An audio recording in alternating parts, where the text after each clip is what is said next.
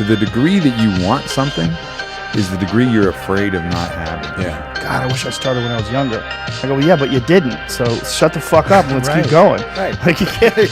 Nobody changes until they change their energy. And when you change your energy, you change your life. Because it's not till then that it's really real. Yeah. It's like, oh, this is way worse than I thought. It's like, oh yeah, it's way, way worse than you thought. Yeah. But luckily, there's more to you than you think.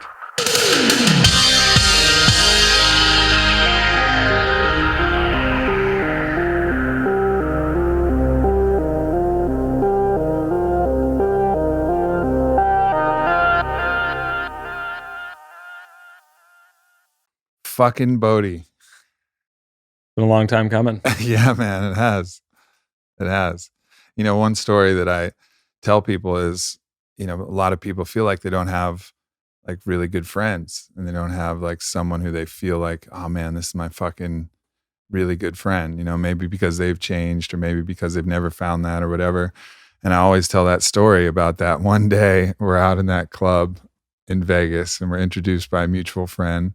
And it was this kind of weird thing where for the first time, I noticed somebody who was looking at the world in similar ways that I was looking at the world. And we would like catch each other doing that.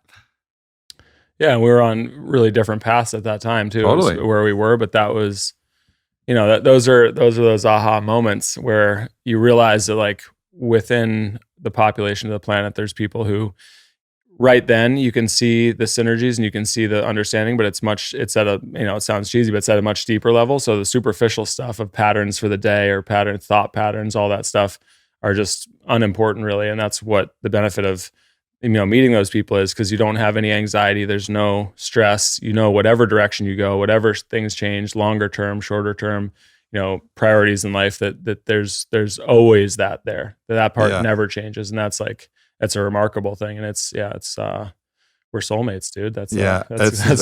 That's, you know, when you find that if you can, you're lucky because you have somebody who always is right there, reliable, regardless of whether you don't see each other for long periods of time. In this case, that's exactly, you know, the last, but yet you feel like it hasn't been really much time at all. You know, time goes by quick, but yeah, it's such a vivid memory for me because I think there was a certain sense of loneliness in that I was seeing the world different than everybody was seeing the world. And I couldn't exactly explain to everybody what I could try to talk about it, but it was the imperceptible elements of like what you see and how your outlook is. And I remember we were walking through, and I think it was the Mirage.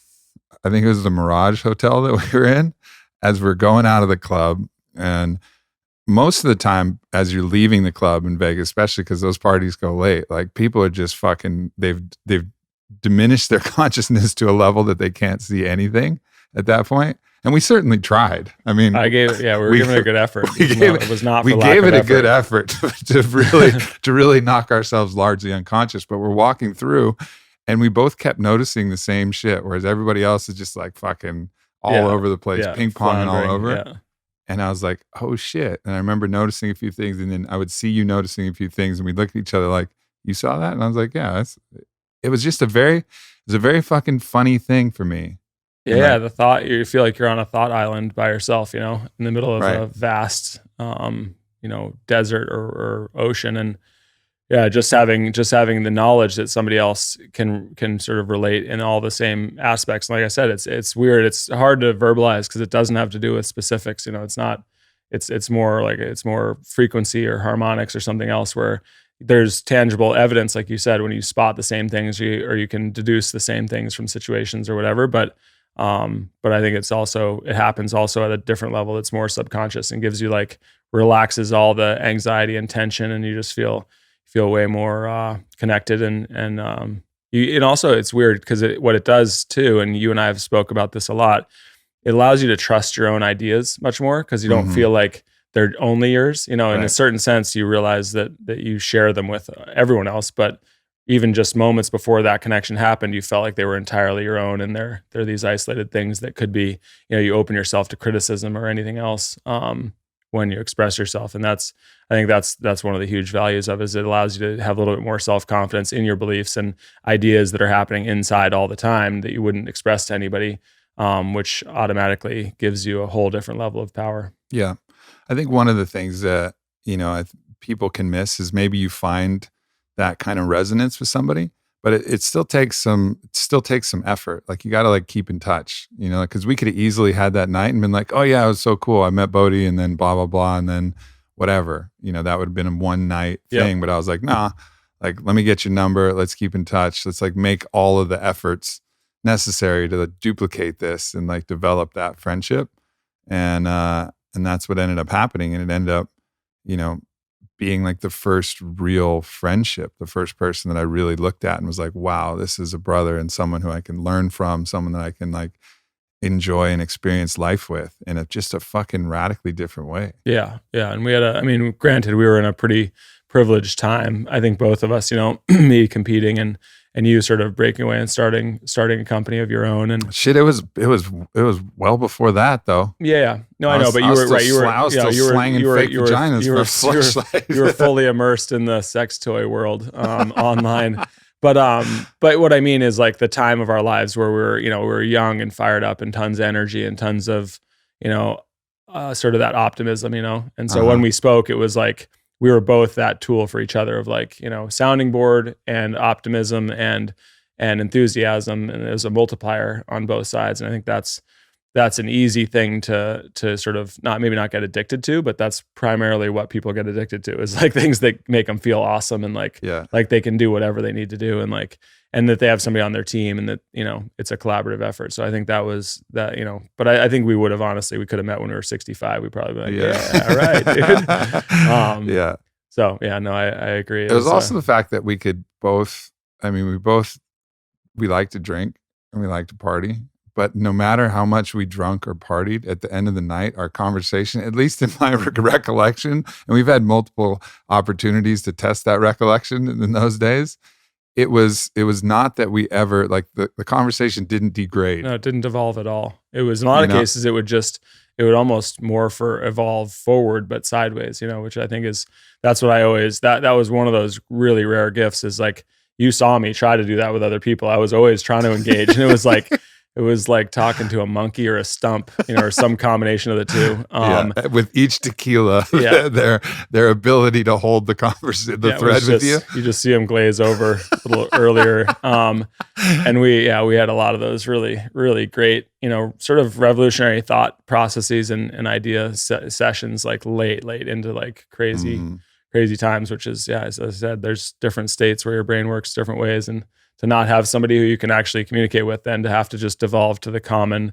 denominator is painful sometimes when you're, you know, stuck in those. And I think we've probably both found those things where like, all right, fuck it. If I drink enough, like I'll pull it off. I'll pull it off. I'll become like a stump myself.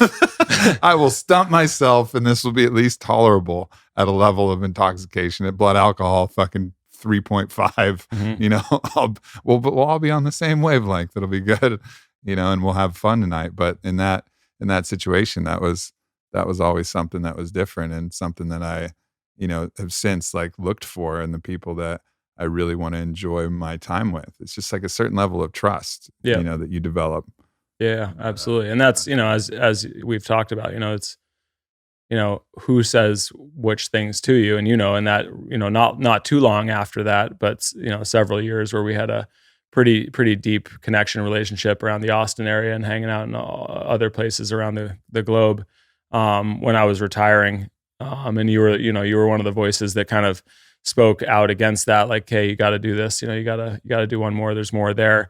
And whereas most people were saying it was hard to interpret their motives or anything else, when it comes from the right person, you can easily see that there's a clear, proper motivation behind it, that it's just simply an analysis and giving good advice. And that allows you to, I guess, shift perspective easier without really any resistance. You know, normally there's all sorts of resistance to ideas or suggestions that come in. You have the stubborn side that's just like, fuck you, I'm not doing what you say just because you just said it. But in the case where you have a really good relationship with somebody and a true sort of brotherhood, there's a way where it feels like your own idea. You're hearing it from your own voice, in a sense, in your head, in a way that makes it not so repellent as other people's ideas in some cases. And that, you know, that was a remarkable, you know, shift as well, because as I said, nobody else, not in my life at home, family, friends around the world, coaches, anybody was able to really say things like that in a way that actually made it resonate with me. And that was, obviously a really important shift for me, maturing wise. I remember that conversation. And I shut you down at the time. I was like, sorry, dude, no, shit's done. This was pre your gold medal. Yeah. Pre-Vancouver. Pre-Vancouver. I'd gone through everything, honestly. And I was very comfortable and confident with my decision, but won your world championships. You've gotten fucking super frustrated with the Olympics. Brutal, you've done all your brutal. Yeah. It was a again, it was a dark time, and that's when you need really logical or empowered people to give you advice or give you some direction. And it was one of those times where, like I said, there's been a lot of them obviously between us, but that was a really critical one where I just didn't feel like there was anybody else. I mean, probably there's another person on the planet maybe, but at that time it was only one direction that it worked and made sense, and that was a hugely impactful conversation for me that changed entirely my maturation process, the way I thought and what I left behind in the sport, and my understanding of myself and a lot of different dynamics shifted from that 2009 till really I retired in 2015. It was like, and that it's crazy to think that, I mean, not to blow smoke up your ass, but that was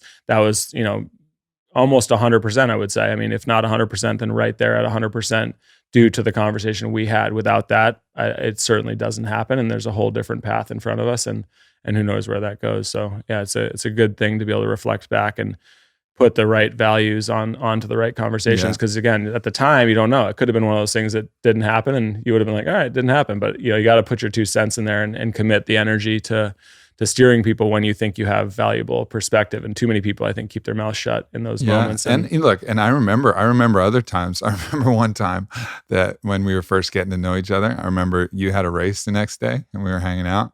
And then you ordered. And I shut that one down. You shut that one down. So you're ordering a drink, and you're like, I think you're getting a shot of like whiskey or something Tequila. like that. Tequila. Yeah. And I was like, you sure, man? The Hungry Moose, I believe, or yeah, something like Beaver that. Creek. I was like, you sure, man? You got a race tomorrow? Like, you sure you want to do that? And you just looked at me dead in the eye, and you're like, actually, bartender, I'll have 3 shots. And you just look at me in the eye and fucking hammer all 3, and I was like, heard. I was like, you want to keep going? Want to keep going on that? Yes, there's a good chance I pay for this tomorrow. And I believe I did. I freaking ragdolled myself the next day and was so sore. But it was an important and valuable lesson where at that point I was like, okay, I get it. Like, you share your information. Not saying it'll be listened to, but share away. But after that moment, it was like, no, man, you're gonna do your fucking thing. And like, it gave me like a faith in you, and I think also helped me, because that was an idea that you have, that I came with a preconceived notion without actually knowing you. So it's this idea that came from some socialization about what an athlete should do and what you should say if you're a friend, and all of this other bullshit that had nothing to do with our personal relationship. Right. And so I said that, and you could fucking sense that, and you're like, like, this is not the way this friendship goes. It was a cautionary comment that had nothing to do with the actual reality or desires or what our spirits kind of need at that time. And it's been an ongoing discussion for me with internally for the last 25 years, is like, I told you about that. I knew I was putting myself in serious risk, jeopardy a lot of times with my behavior, but I always sort of would look inside. It wasn't impulsive, and it wasn't just macho. I never did things for those reasons. I did them because I knew internally that, for me, it's always been a balance. Everything's a balance. And if I don't balance it out, I pay one way or the other, and I'd rather pay on the fun side, and I'll take a crash. I'm not scared of crash, and I've done it enough times, but I'll do it. I'll err on that side versus the other side, because I feel like Lance is on the other side.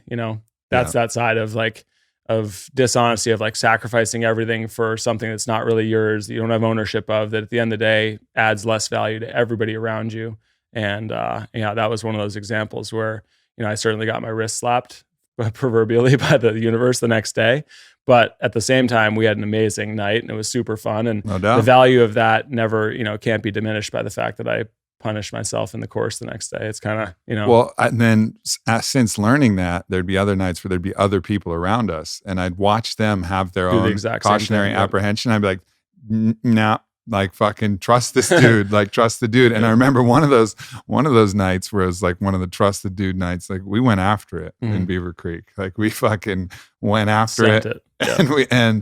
And I don't know how much sleep you got that night, but it was sub 3 hours. Yeah. It was a very small amount. And and I watched you go out, and I woke up that next morning and I was out there and I was fucking banged. Yeah. And I'm sure that you were in your own, in your own way that way. But I watched you go down there and fucking annihilate the best in the world. Yeah, dominated that run. And win that race. And it was just like a fucking beautiful thing to see for me. That was actually one of the points too, where when you have somebody, because naturally people are like a little bit competitive and a little shitty. And even like some party you'll be rooting for your friend, but some party you'll be like rooting for them not to win. But there's no way that I was any fraction less excited. I was probably actually way more excited at if that you'd moment been doing it yourself than doing it myself. Yeah. And feeling that is such a fucking good feeling.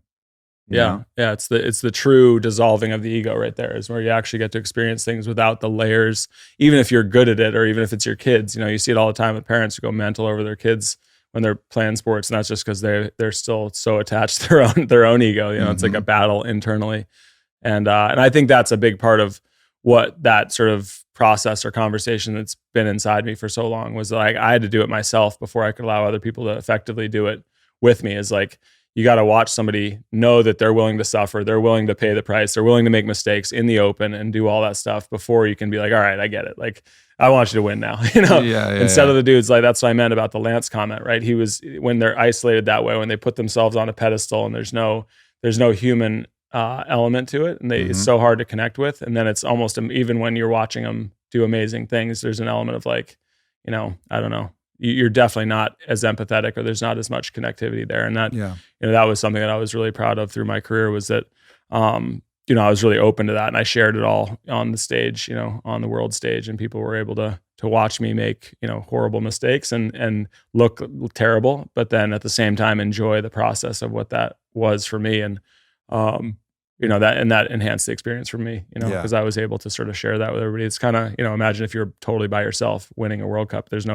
is nothing there, it's all about what it is to other people and how you share it together, and that experience of doing something that you've worked your whole life to, to earn the right to be able to do. So, and sharing it with the people who you really connect with is awesome. Getting to finish there and being like, yes, dude. And you were like, that was legit. Totally exclusive of the night before, but yeah, those are rare and amazing experiences. And one of the things that, so many things that you taught me through that, but you had an unbelievable ability to control your mind. And I've told this story like 1 billion times, but I remember one time I was like, I came up to you and you were talking about this, about like how you could mentally prepare yourself in a way. And you had such a tight discipline to how you would prepare your mind, that it didn't matter, because most people would be up there, they'd be thinking about what they did the night before, they'd be doubting themselves because of that, they'd have all of these extraneous thoughts that would be these self-limiting beliefs and these like presupposed excuses as to why they couldn't go out there and do that, but you just wouldn't allow that shit to happen. Like you had the ability to control your thoughts and your emotions to a degree that I don't think I've ever seen replicated. I think in another athlete or anybody. It's, and it's weird. I don't really, I mean, I agree that was a huge focus for me for a long time.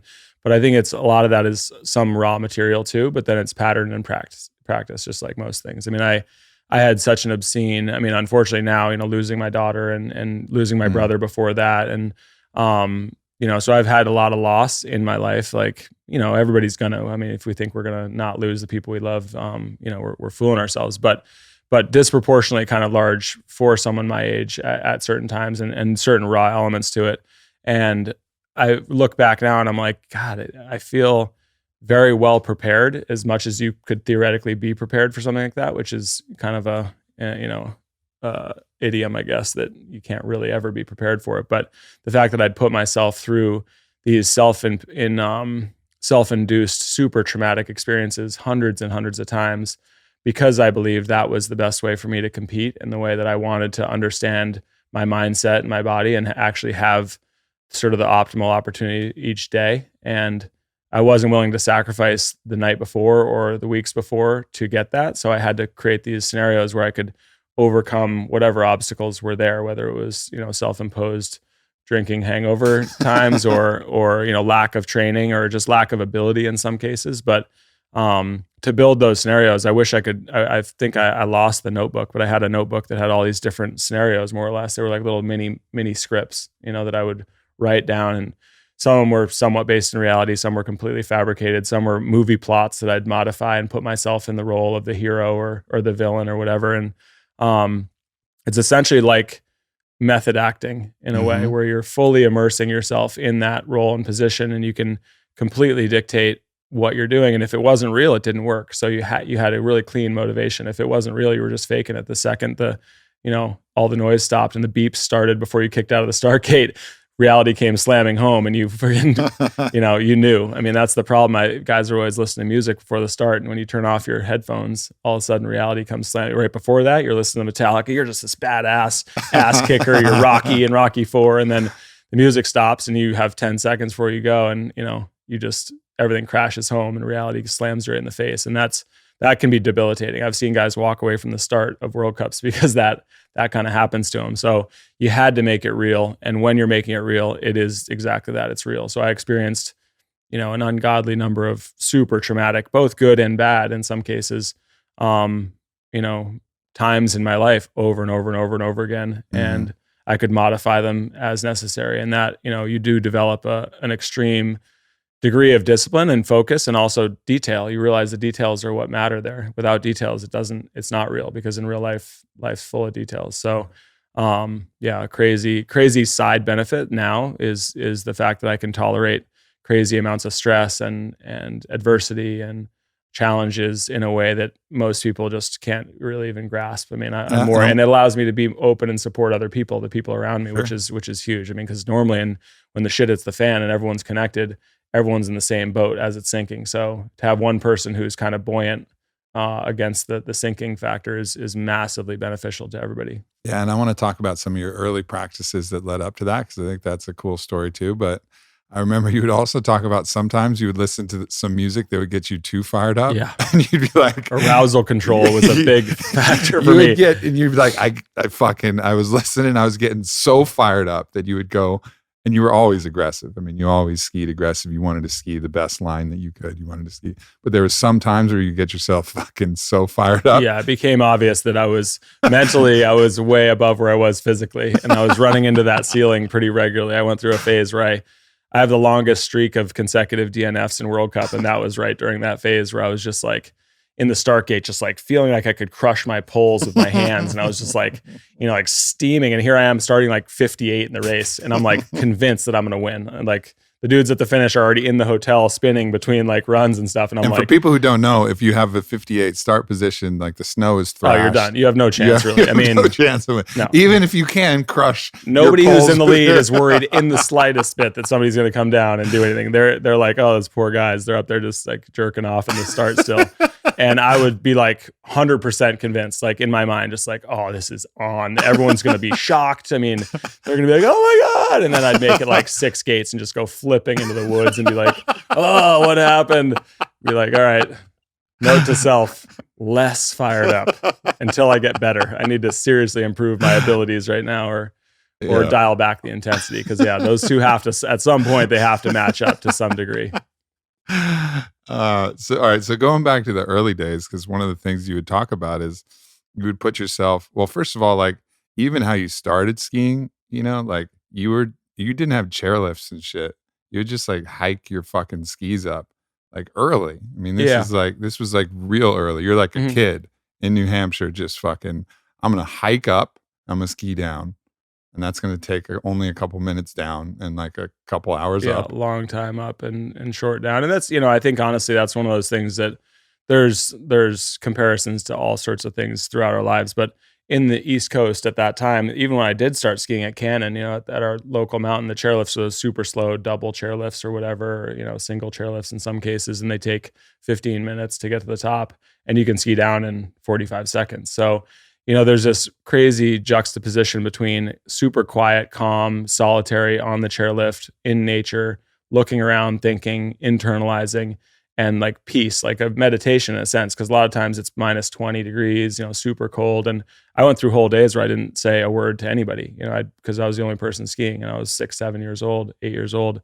I was not in school, I was homeschooled at that time. So I'd have these like crazy times where I could just, more or less meditate without thinking I was doing it. Cause you're just sitting there, in the cold, just like thinking and breathing. And then you get to the top and it's this like crazy, no rules, like, no ski patrol up there at the time. You just go as fast as you wanted, do whatever you wanted, go bonkers, crazy, risk, and learn about risk management, all your own stuff, but then get right back on the lift again. And it's quiet. And this repetition, I think, is unfortunately now with, high speed 8-person chairlifts, it's like social 4 minutes as you get to the top at 25 miles an hour, and then you're going again. I think it takes something away from what the sport has to offer from a growth standpoint. And like, especially as a little kid, it was crazy and definitely allowed me to develop a lot of that introspection and like, self-analysis, because there's nothing else to do on a chairlift by yourself, I think about it, like,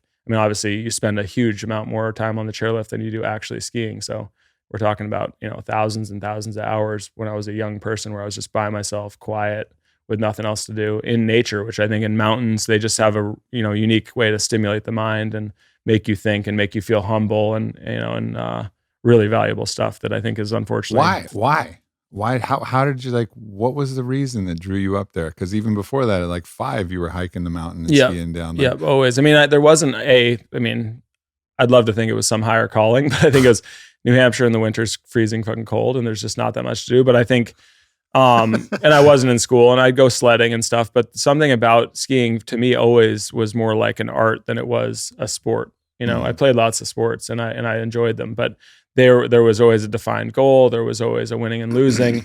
And when I was skiing, until you started racing, there was no winning or losing. You could race somebody if you wanted to, but in general, it was about expression and it was about having fun and enjoying nature and being outside and learning about yourself. And you just, it's a humbling sport because you do stupid shit or even sometimes not doing anything wrong and you just hook an edge and you just face plant and you're there by yourself on the side of a trail with the wind knocked out of you and your fucking goggle lens sticking out sideways and it's, minus 20 and you just fucking, you have a little tantrum like fuck this is bullshit. And then you realize nobody's around and you're like, okay, that wasn't for anybody. That was fucking pointless. And then you gather your shit up and you're like, all right, I'm gonna, you either get ego and you're like, fuck that, I'm gonna nail that next time. And then you get your ass kicked again and again and again and again. And eventually you're like, all right, I get it. Like not winning this one. This is just about going out and enjoying it and being present and hanging out in the mountains. And that's, I think, was, as I said, it had a draw way beyond racing. Cause in the beginning I wasn't racing. I had no real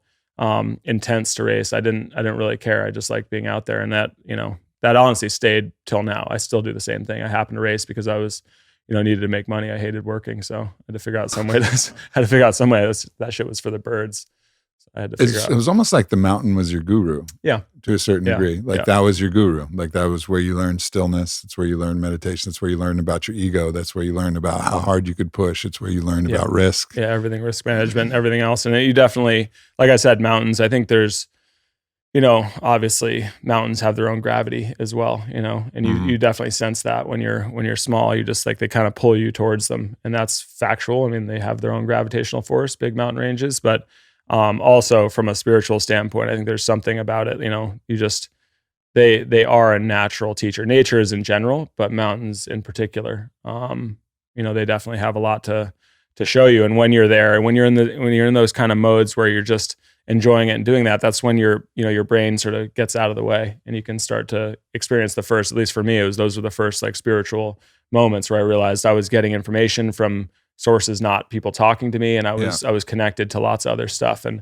the information flow was definitely a huge draw that kept me interested in it and staying with it as long as I did. Cause when I was there, it was such a natural state for me to be in. Yeah. It's like Wim Hof says that the cold is merciless, but it's righteous. And he calls the cold his guru, and obviously he's got all his world records and all his things. But in a way, the mountain was the same thing. It was cold, yes, but that wasn't the factor. The factor was like all the other things. But it just shows how if you dedicate yourself to any one particular path. Like there's so many lessons with the depth, like, cause you can like I went casually skiing. I hardly learned a fucking thing, like every once in a while I'd learn a thing or two, but I didn't go deep enough to really learn from skiing and learn from the mountain, and I think that's a lesson. And like, if you fucking keep going, like badminton can be your guru. Yeah, like there's whatever. absolutely depth in everything. I mean that, because in the end, you learn all the important stuff from whatever it is. It can be anything.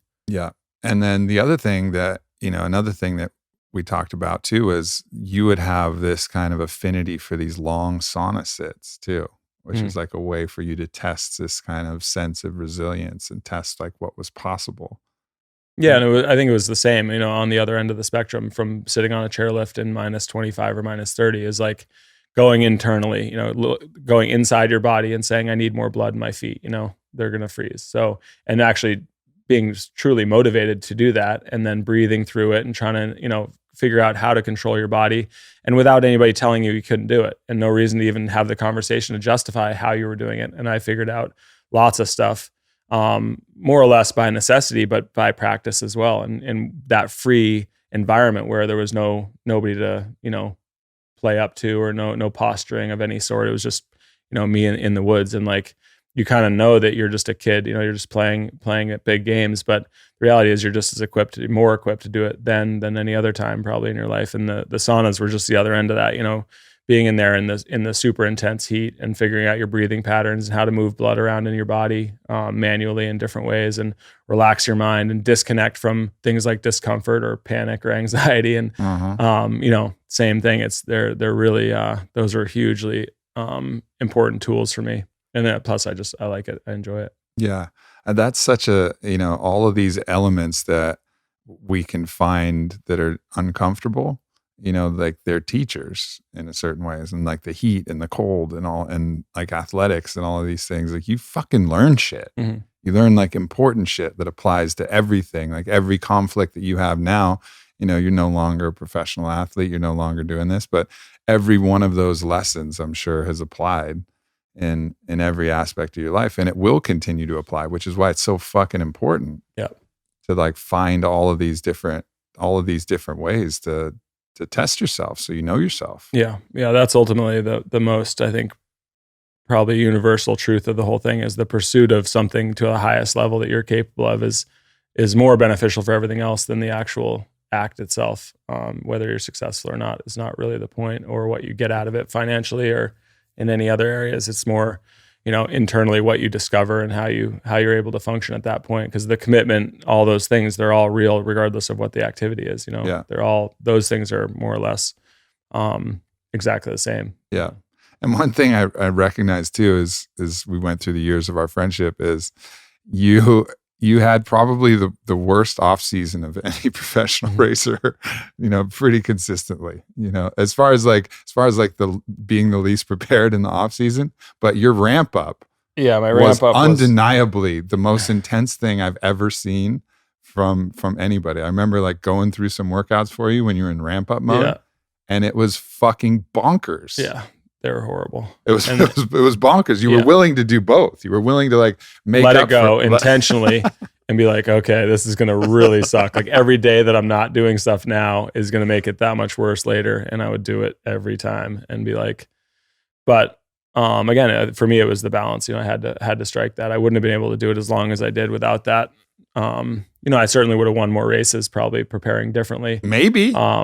Well, yeah, exactly. You don't know. I also could have, taken just the wrong fall. I think the balance is, or just been frustrated and been like, "Fuck it, I don't even like this." Yeah, burned out. Although in my case, I don't think that would have been the case. But it was always a balance, like an intentional act of trying to react to my sort of internal compass of like where the balance was. And unfortunately, it's not as easy as a compass. It doesn't just always point you the right way. It's kind of a wobbly compass. So you have to like, but yeah, the ramp up periods as you experienced a few times and those are cool though too, in a sense, because you do have that extra chip on your shoulder and your back's against the wall because there was no more time to delay, and it allows you to be hyper committed and the intensity I think has incredible value as well. Being able to and willing to exert that type of intensity on any activity is similar to the patience or the, stuff of trying to evolve into the best version at whatever activity you do. That intensity is like the other side of that, right? You have duration, you have time, and you have intensity or pressure. And being able to experience both of those, normally you can't do, super duper intense pressure and time at the same time because it'll just explode. And I tested that as well, fairly often. But those two I think were really important lessons. Just being able to bring the noise at 100%, figure out what 100% really is, because most people have very little knowledge of where their true limits are. And I can say I found a few of them myself. Yeah, no doubt. I remember we were doing one run together, and you had an obscenely heavy weight vest, and you put the slightly less obscenely heavy weight vest, and there was this particular hill that you like to run, and it was grueling for me, but I didn't have any particular reason to push myself to the 1,000th percentile. But I would watch you run it, and you would finish, and you would be somewhere between gasping, vomiting, crying, raging, like it was like but smiling through the whole process, right till the very end, like right to the bitter end of clawing for your life at that run. And you had a knowledge that was one of the things that you were doing that other people weren't doing. People were training hard, but they were probably not going that fucking hard. No, not that hard. They were doing what you'd call training smarter, versus training harder. And like that was this big evolution of sports science in my time. And I was like, yeah, that makes a lot of sense, but fuck that shit. That's not my jam. I'm gonna train Rocky style, and I'm gonna do it fucking way harder than is recommended. And they're like, you need days off. I was like, fuck days off. You need days off. But it definitely, and like I said, I think those, I couldn't always justify it articulately at those moments, but there was a method to the madness in there, and I think the value of that is certainly showing itself now for me, and just my understanding of things and the way that I look at challenges and everything else. And I definitely know that I have the capacity to push if I need to. I was, one of the regrets was that I didn't go to Vancouver. I wasn't able to make it out there on that trip and watch you win the gold that day. I watched it on TV, but I remember you finished in that, and you won the gold in the combined. And I think so. It was slalom was the last one, or what was the slalom? Was the last one, and that's like the most exhausting, right? Yeah, it's so brutal. But I watched you finish, and the way that you finished that race, because for that race you didn't get to put in your full, for whatever reason, like you didn't get to put in the full thing where you're totally prepared and like totally had the endurance. But it was the same way that you ran that same hill with that 150-pound fucking pack on your back. Like when you finished that, you had that same kind of exhaustion of like, this is the bitter fucking bleakest end of what my fucking body when everything can in do. your body's rebelling against you and telling you to stop and that you don't have anymore. You have to be able to, convince it it's not the case, not till you get to the finish line. So I can count, the number of times where that's happened is insane, and sometimes it works, sometimes it doesn't, but you have to always be willing to ask that question. And I think it's a unique thing that I was, able to develop, that I knew what that felt like to be right at the end where everything's being like, no, this is not going to work. Like we got nothing left. And you're like, oh yeah, there's a little more in there. Keep looking. Get back to me in another 10 seconds. I'm glad that it's in the rearview mirror, but it was, it was pretty fun at the time. Yeah. What is it? How did you get to the place where it became such a spiritual practice for you that, because we would always talk about it, like you didn't care so much about whether you won or not. You cared so much about whether you just fucking sent it, which was like a spiritual commitment to skiing the mountain, like in the best way that you possibly could, rather than whether you finished it, in this time that gave you this accolade or whatever. But people's egos are so wrapped up in winning. Like, what do you think? What do you think it was about yourself? Or how did you? Is that something that was innate, or is that something that you just developed? I think it was a combination of a couple things that led me there, and then my understanding of it developed as I did it more. In the beginning, that's the way I started. I started off without really a defined competitive structure. It was just skiing. I just did it, and I tried to keep up with other guys who, were skiing faster than me, and there's no real competitive element there. I just wanted to keep up because it was fun to ski with them instead of being by myself. So, and then as I evolved through, and in that 2003 World Championships, which I spoke about on a TEDx talk, was where I sort of first really truly connected with this collective emotional commitment to sports, and where I felt like I surrendered more or less the control, the joystick that was controlling me in my actions, and more or less just said, all right, let's go. I mean, I'm going to do the activity, but I'm going to just open myself up to what everyone else's desires, their ambitions really were. And that was a huge breakthrough for me, because that definitely allowed me to understand that, like, it was more about what it was the experience. It was what I was sharing and what I was giving to the fans and the people who watched, or the people who, and in some cases, not even in such a tangible way, but what I was more or less projecting out into the universe was this raw enthusiasm without pretense or posturing of any sort, just like not caring what I looked like, not caring if people thought I was, sucking or great or whatever, just like straight up going and doing what I felt like, was my sort of calling at that moment. And those were huge breakthroughs. And then as I evolved beyond there, I recognized that it was a really valuable and powerful practice to surrender your own sort of agenda for the others, for the collective or whatever. And that's 100% what happened in Vancouver. I mean, I was in this crazy trance before that slalom, because I was in terrible shape still at that time, and my skis were horrible. I hadn't won a slalom race in, I don't know, 4 years. And I'd skied crappy in the downhill. Finished third in Moscow. That's true. Which was also impressive. Which was full just mental commitment there. That was just a much different story. Jesus, yeah. But yeah, it was, and there I just fully, super intentionally and very deliberately removed myself from the equation, more or less, and just was like an automaton, from the start. And I was in this crazy trance before that, because I started to really feel it. And it was the first time, 2006, I was too blocked up in the Olympics. I was just so in a dark. Those were the Torino games, yeah, right? in just a dark. I was really I had a shell. I was really protecting myself from the outside at that point. Because the outside was coming at you hard, hard it was hard at that point. Yeah, and like, it should have. Covers it was magazines, the opposite of what I should have done, because obviously in hindsight, I should have just relaxed my own barriers and just let it go, because it would have been obviously way easier and better overall. But at the time, that push was causing me to have an instinct to push back, and I just kept pushing back. And well, it was almost like the same story about me not wanting you to have those shots. Like, the world put so many expectations and so much on you that had nothing to do with you, and had nothing to do with your well-being, and had nothing to do with like what you were doing this for. It was all about results, and it was all about this thing,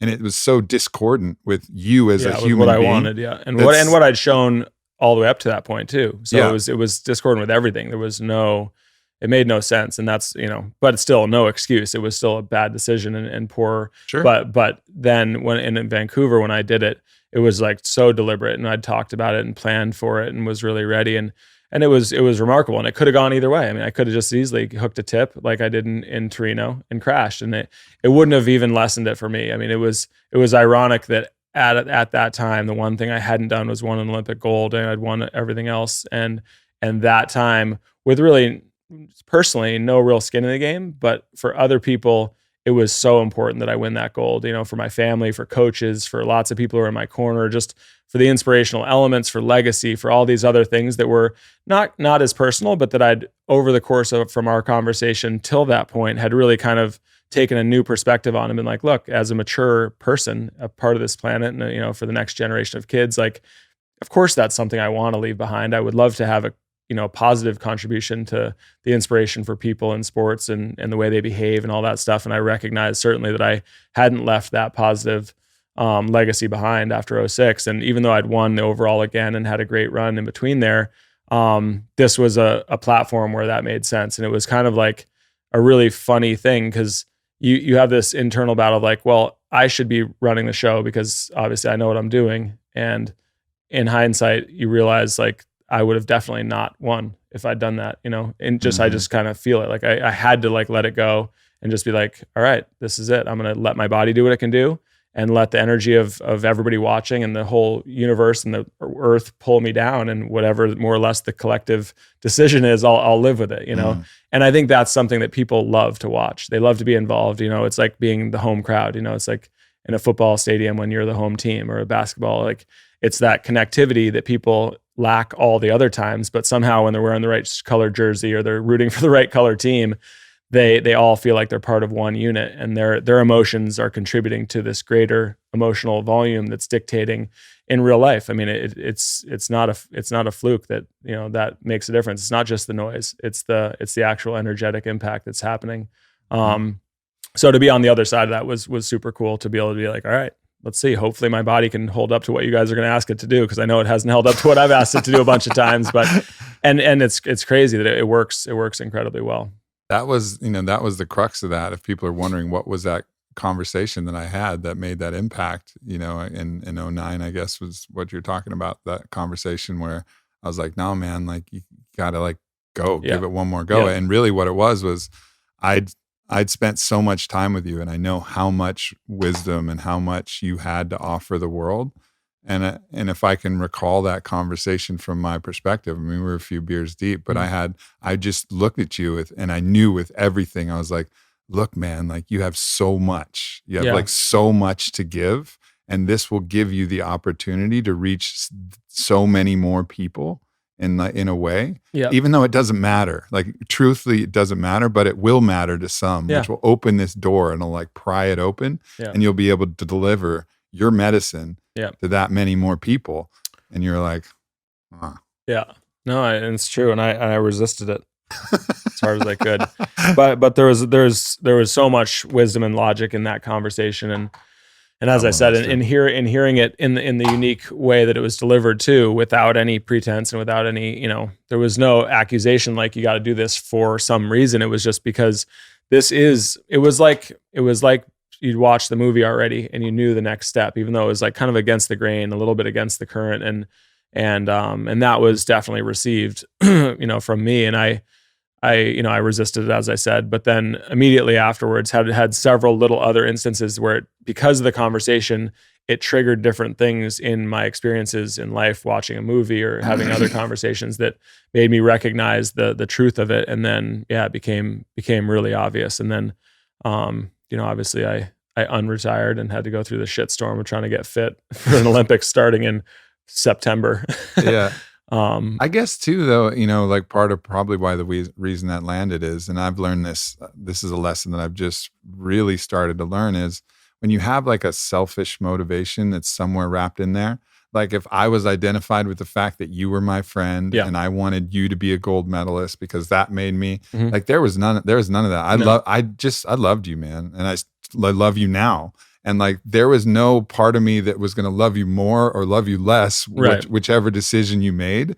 But it was just like, okay, like that's a fucking given, like that's never going to change. It doesn't fucking matter to me, but it could matter to these people. And I think that's the place I think parents oftentimes get it wrong, because they're so invested in their own ego. Oh, my boy does this good. Well, that makes me look good. And then I get to talk to my friends. And when that's coming from that place, it's going to be like, ew. Yeah, the advice is repellent. It really is. It's the opposite of what it should be, which is like, it should be delivered the way any good addiction delivers, which is in your head telling you actually want to do this. This is good advice. You should be doing this, and any good addiction, that's you believe you want to have another drink, or you want to, go get laid again. It's like, it's coming from inside. And any person who's really, connected to you, obviously it's both a gift and it's a responsibility.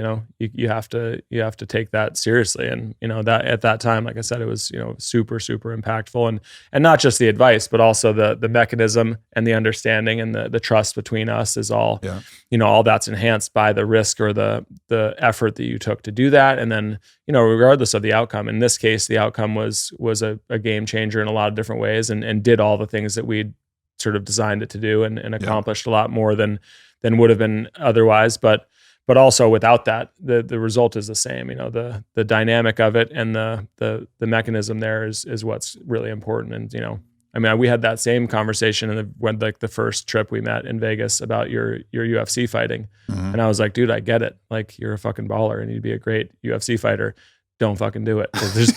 You're going down the wrong road, right? I mean, there's a million ways to accomplish exactly what you're trying to do that aren't fucked up, and that one's fucked up. Like, do this, and again, it was even without having any context. There was no real inherent trust before that, but because the resonance was just right, and because it came from a place of like, look, dude, it's not coming from me. I don't want to fight you now or ever. Like, regardless of how nasty you're going to get with your training, there's no other motivation. I had nothing, I had nothing, it was just simply my advice, and came from a really honest perspective that I honestly hadn't even thought of before. It was just, and that's what I think built that unique relationship that we developed from there, was that type of communication. It's happened obviously thousands of times, both directions. And, that's incredible value. And another aspect too is, as much as I celebrated, all the things that you accomplished, you were no less enthusiastic about celebrating. And at that point, there was not that many like outwardly worldly impressive things that I was accomplishing.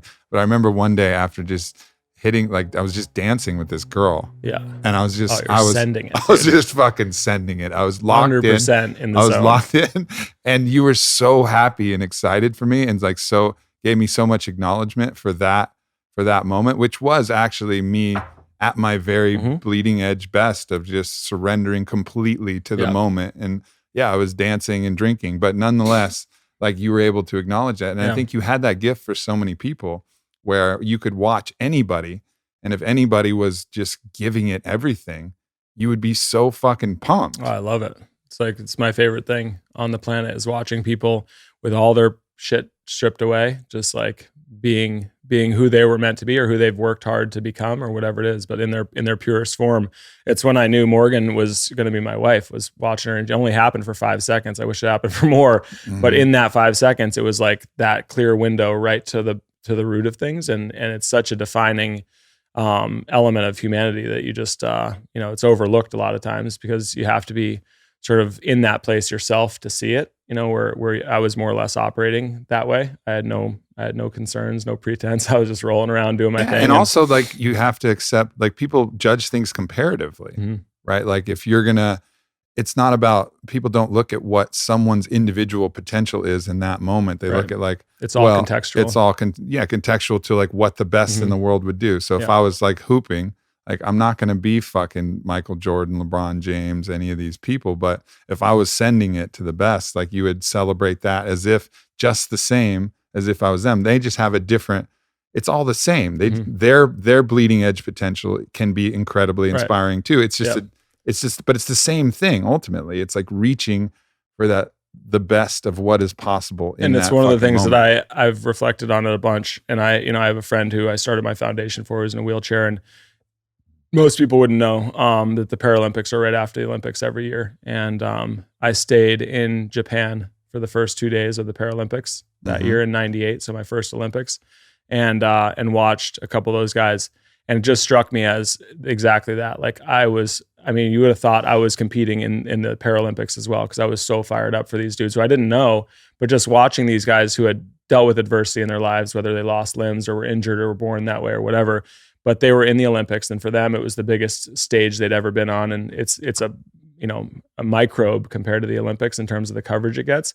But the stories and the element, the connectivity is almost better, because there's not all the egos of the regular Olympics, because all those people have learned to have this aura and this, projection of like, I'm a super stud, I'm an Olympian. And these dudes are just like out there, one leg and one arm or whatever, and just fucking giving it. And like, watching these guys just ragdoll themselves, just pushing at maximum effort, and their motivation was so much more pure. There's so much less like organizational bullshit around them that was pushing them to do one thing or another, that they were just more in their element, and it was fucking radical. It was a really cool experience for me at a young age, because I was 20 years old, and it was like, I realized, like, holy shit, like, the fact that they're not going to compete against me in a downhill is irrelevant. They're against whatever category they're in.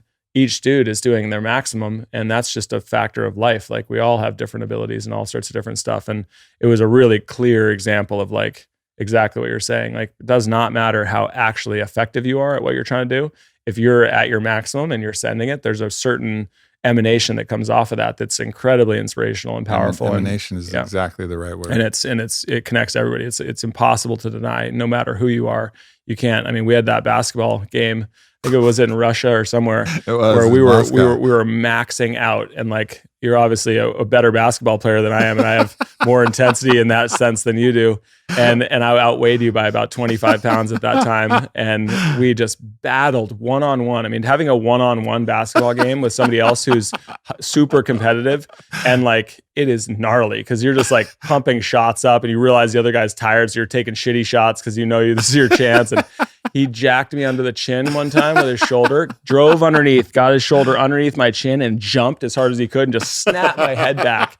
And I came back too and I was like, whoa. I was like, did it go in? Did it go? Fuck that. Where's the ball? Like, and it was one of those times where we were both like, as good of friends as we were also both not at all concerned about, I better be gentle with Bode because he's got a fucking race the next day or whatever, or like his ego might be hurt. Like, we were just both just fucking giving it everything. And it was fully 100% like respect both directions. And it was like, and those are, I mean, Forrest was there and those guys, and they were like, it was awesome to watch. They were like, they thought they were at like a NBA game with like, but yeah, more like a Special Olympian NBA game where we were just hacking each other every drive was like, but the motivation and the effort was like, again, I hadn't worked my whole life to be a good basketball player, but I was absolutely at my maximum effort to make, what I was trying to do the best I could do it. And, those are, especially when you do them together in a competitive state like that, it was, I mean, you ended up winning and I was just as happy as if I ended up winning. I was like, yes, that was an awesome game. Great playing. My jaw really hurts and I'm not going to be able to chew for 2 weeks, but it was worth it. There's another thing that you taught me is because we came off that trip to Moscow was ridiculous. And I've talked about that trip because we had access because I think Putin was like, he was super excited to have you out. He was brown nosing us. He was super excited. We had chaperones and caretakers taking us to the best places. And so obviously we're going to do it.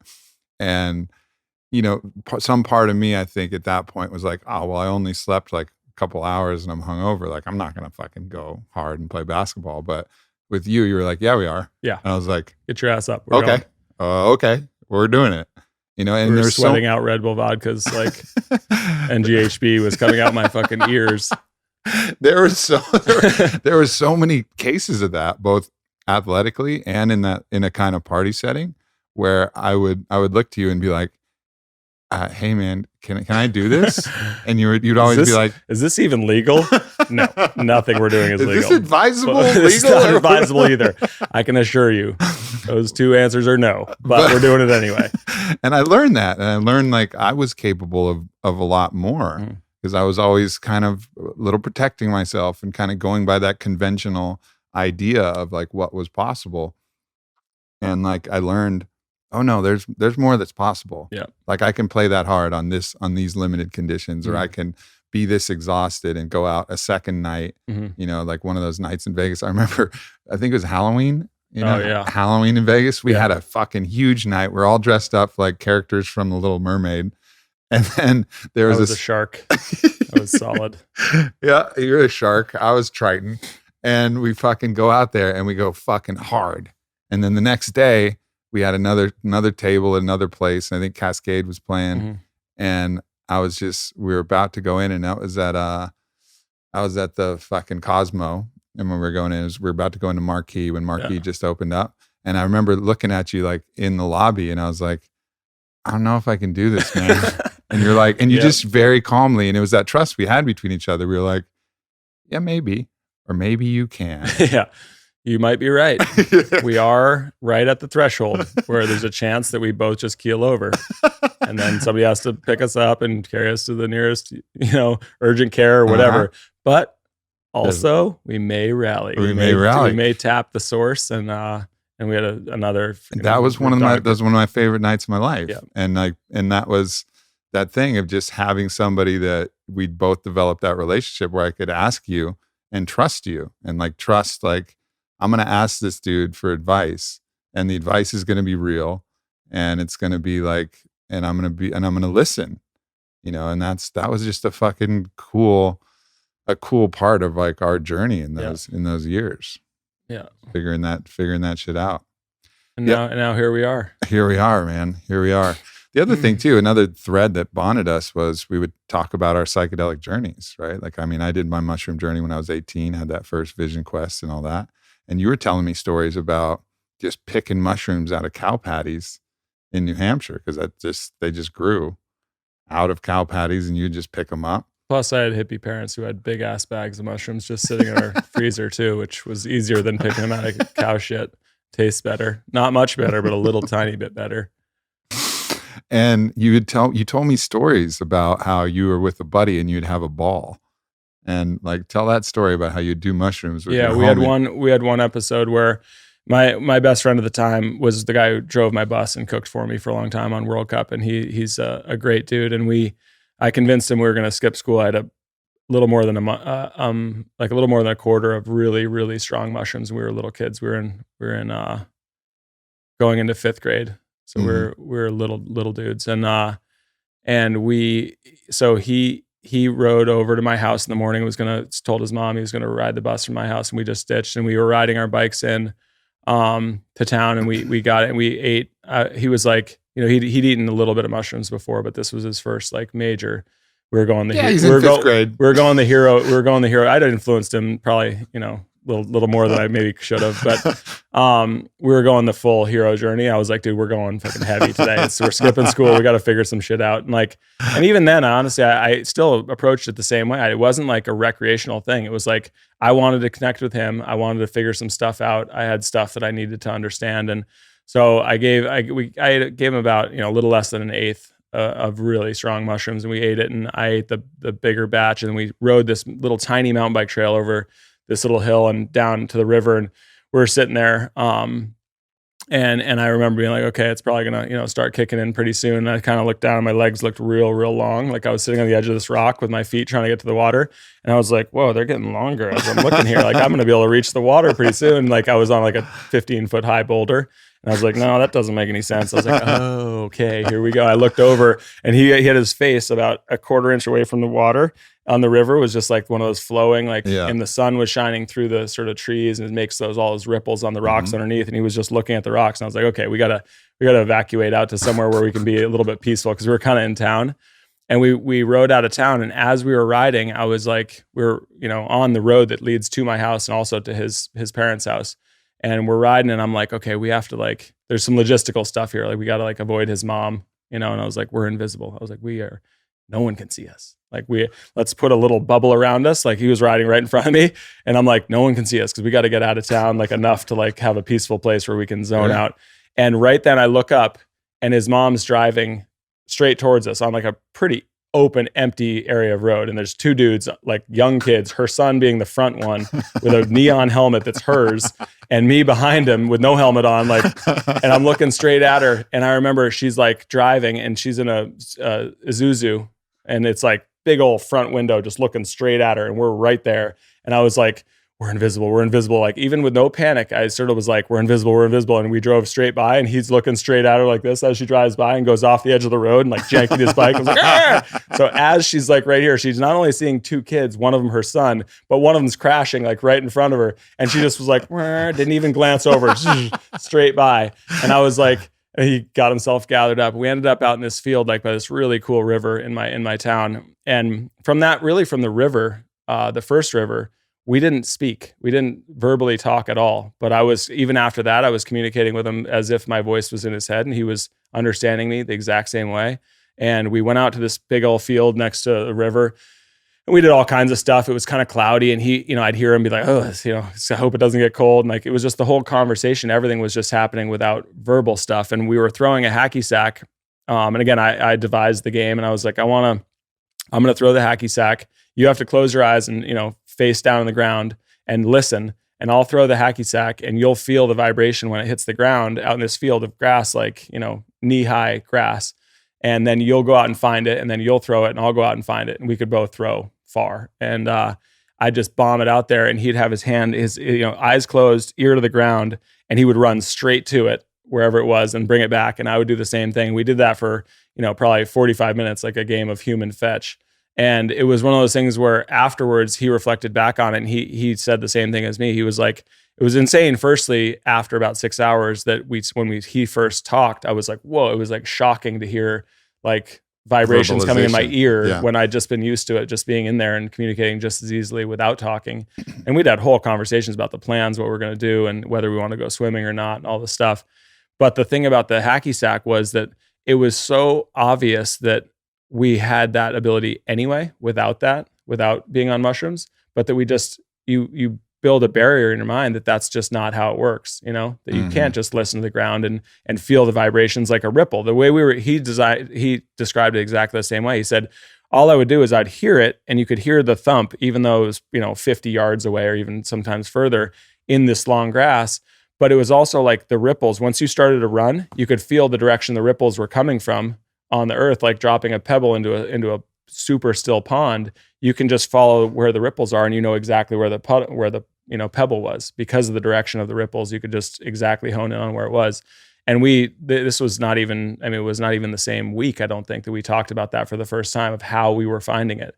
It was like the next time we were telling the story, and he was like, oh, it was the craziest thing, because I could tell exactly where it was as I was running, just because of almost like seeing ripples in the earth. And that just, like, for both of us, awakened our minds to the fact that we're stunting ourselves by our barriers or our perspectives we put on our things. So like, this is possible, this is possible. And then some people have bigger ones and some people have smaller ones, but more or less everybody has them. Like, this is how it works. Like, you can't just move things with your mind, and you can't just you can't talk without using your words. You gotta, your parents say, use your words. Like, you goddamn know what I'm trying to say. As a baby, you're like, I can tell you know what I'm saying. Don't make me say the word, and we just get that in there. And that was one of those things where that dissolved away, and then obviously opens up your mind to a lot more stuff. And they always say, like, mind expanding, and that's a pretty literal version of it. It's like, it just literally expanded what you believed was possible, and how the world operates, where our own perceptions are a limiting factor versus maybe external stuff that may or may not be limiting factors. So that was the first idea that kind of shaped your metaphysical understanding of, like, the actual nature of reality being different than the told and prescribed nature of reality. And that was something that we would talk about all the time. Yep. But, like, how did that evolve for you? Like, it's still evolving. Yeah. And you're still, like, and I had great people around me. I was, surrounded by really open-minded and thoughtful people who weren't really a lot like how you and I speak. There was not a lot of like, oh, I better say this because this is the accepted notions on the topic or whatever. It was pretty open. And I think throughout my experiences with psychedelics and stuff, I always kind of approached it more as like, this is how I want to be, or want to have these tools, or, expanding your toolbox. I want to try to understand why it is that I am not able to do this stuff regularly. Why is it eating some innocuous plant allowing me to have abilities that I just can't figure out on my own, a normal thing? And so it was always this: do something and then reflect back, try to gather. So it was an information gathering process for me. And I started writing everything down and recording my voice, and there was all kinds of funny episodes in the midst of that, because some stuff simply is just not there when you thought it was. I saw paintings underneath paint on the wall that I was sure were there, and ended up stripping the paint away. Discovered there was no painting under there. But at the same time, the skills and the knowledge was had fundamental viability to me. Like, I could discover, I figured out all sorts of things that I really have applied and have developed. The bummer is that, we don't live that long. I feel like if I lived 1,000 years, I could really dial it in. But in the short lifespan, you have all these other distractions and priorities and stuff, and they end up, taking up too much of that time. Whereas, you can see if you could really commit to it and discover and really take it systematically and approach it, by developing skills and trying to understand exactly what's happening. And from an emotional or psychological standpoint, you could probably get really, really effective at being more or less that way all the time. And I mean, talk about a good toolbox. You'd have one of the craftsmen. Most of us carry around the little kids one that's like this big as plastic and has like a screwdriver and a plastic set of wrenches in there. It's like, you want the full craftsman if you're going to operate optimally. You made a really conscious choice for family, and I remember we had this conversation down in San Diego, and you're like, you saw the virtue of that path for you. And I was like, man, like, I hear you, and I like support that, but it's just, I don't feel like that's my path at this point.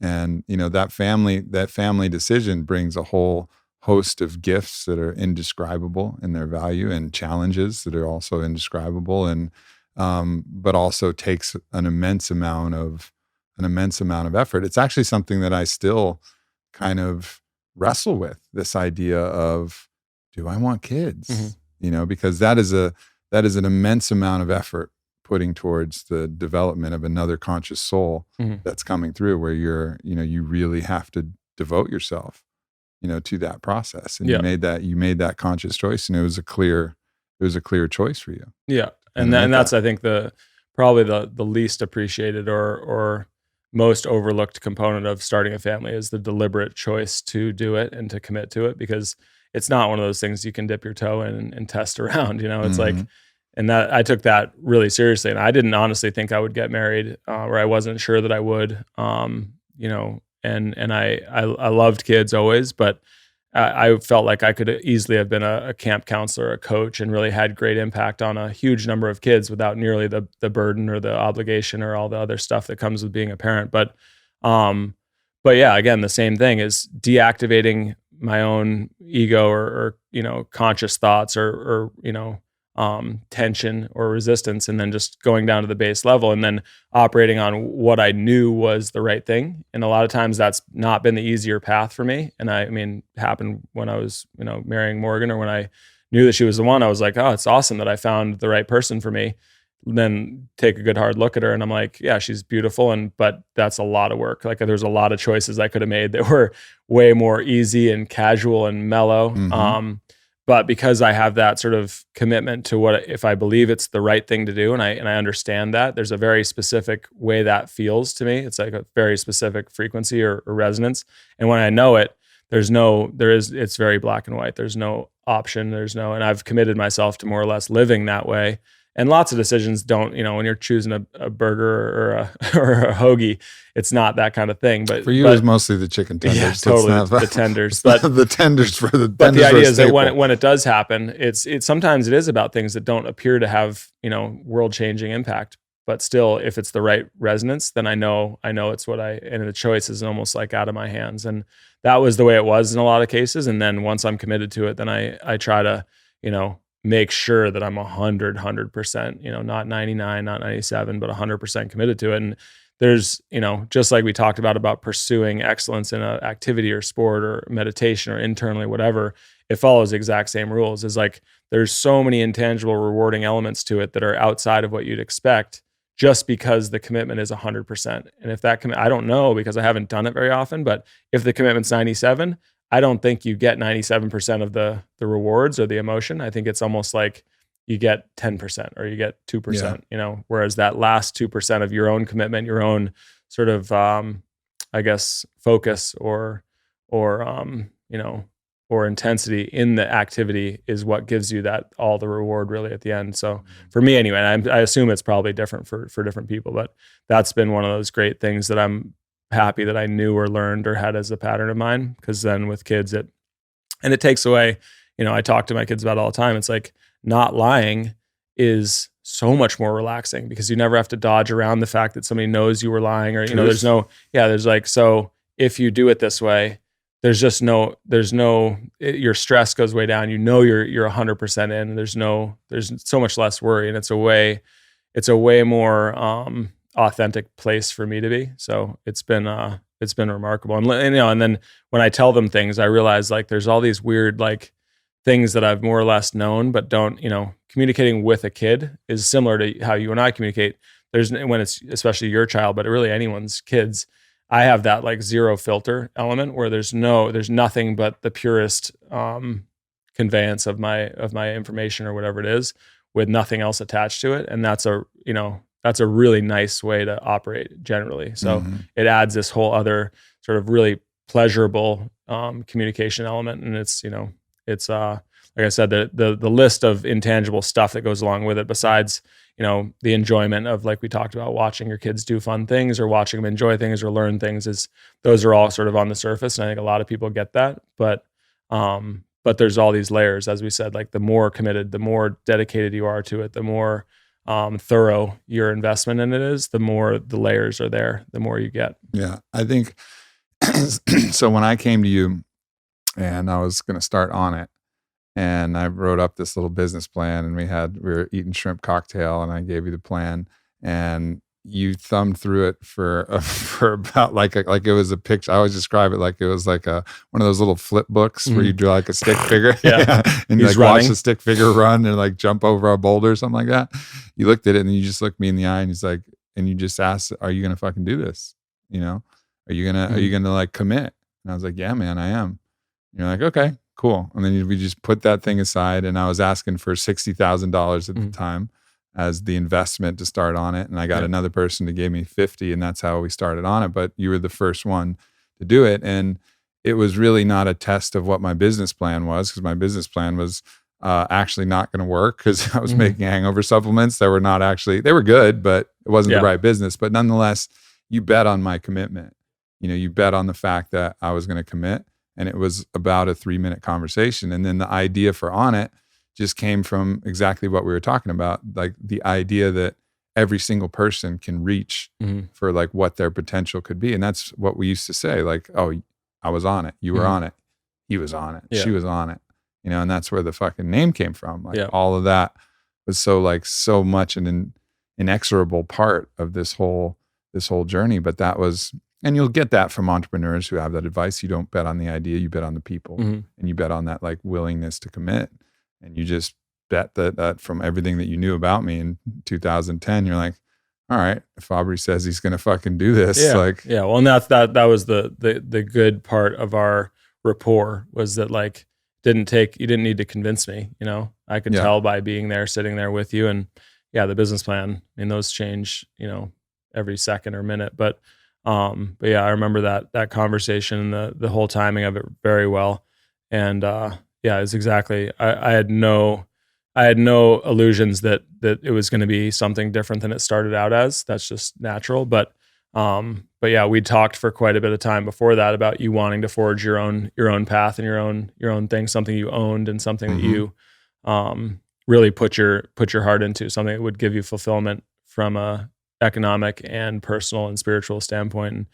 And like I said, it's funny because it has nothing to do with the activity. It has nothing to do with the thing. You could have been starting a hair club for men or a fucking toothbrush company or car company. But, you know, it was clear that you were at that threshold where you were ready to do it. And it was a pretty easy decision. So what's interesting too is I think back, and there's been this whole, you know, keto has become this massive thing in the last 4 years, somewhere around there. But I remember at your house, you would talk about this for a while. You were fucking early on this, and you would go on these like 2-week like keto fasts, you would call them, or like where you would just go into full ketosis. You would test your ketones, and I remember you describing. You're like, and I didn't really buy it enough to try it at that point, but you were on to some early shit. You know, like that wasn't really out there.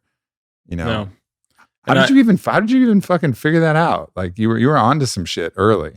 Yeah, I think I talked to a guy in actually a British guy who's one of the smartest dudes on the planet, and we'd been designing and messing around with nutrition and supplementation and stuff pre-race and in training and off season, and I mentioned to him that I thought that the reason I didn't eat anything before I raced generally was because something about the way my body shifted, once I got really used to it, was that I, you know, obviously I was lighter. I felt lighter inside, and I didn't throw up because I was so fired up or nervous before the start. But also I thought my body kind of shifted in some weird way. There was something happening mentally, and I sort of asked him about it, and we had an ongoing conversation. He said, "Yeah, you know, you switch into more of a survival mode and activates different parts of your brain and does a bunch of stuff at a cellular level, and your body in general, you know, on a micro level becomes much more efficient. You know, you don't waste anything." And we went, you know, at the time it was still keto, you know, more or less. I mean, from a scientific or medical side, that's what they called it.